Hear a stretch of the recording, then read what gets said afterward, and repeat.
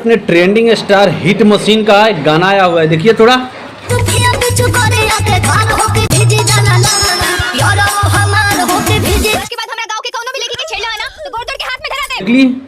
अब भोजपुरी इंडस्ट्री में भाई एक शेर है खेसारी लाल यादव।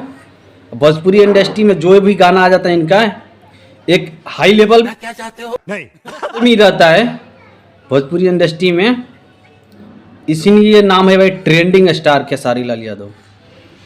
जो भी इनका गाना आएगा ट्रेंड में ही जाना है। Khesari Lal all the best, यानी बेस्ट सिंगर है खेसारी लाल यादव, भोजपुरी के माने जाने सिंगर हैं। इनका भाई कोई भी कारनामा वायरल हो ही जाता है, चाहे नेक काम करे, चाहे इनका गाना है, चाहे कुछ बोले वर्ड, इनका हर एक चीज़ वायरल होना है ट्रेंडिंग स्टार का। चलिए दोस्त, आप लोग जाकर ज़्यादा से ज़्यादा गाना सुनिए खेसारी लाल यादव का। रंग दे बसंती फिल्म तो धूम ही मचाया, अभी ट्रेलर जो आया था आप लोग के बीच में। चलिए दोस्त, मिलते हैं नेक्स्ट वीडियो में। जाकर खेसारी लाल का ज़्यादा से ज़्यादा गाना सुनिए आप लोग। वाह।